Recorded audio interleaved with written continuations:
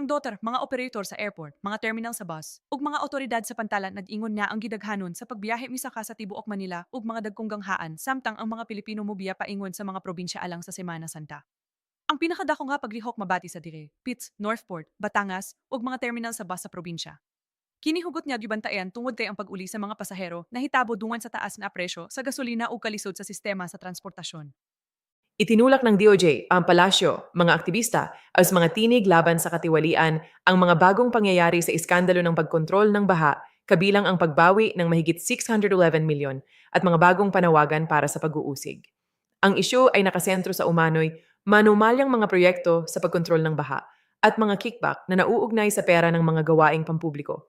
Nananatili itong paputok sa buong bansa dahil pinagsasama nito ang korupsyon, kahinaan sa sakuna, at lumalaking kahilingan para sa mataas na antas ng pananagutan.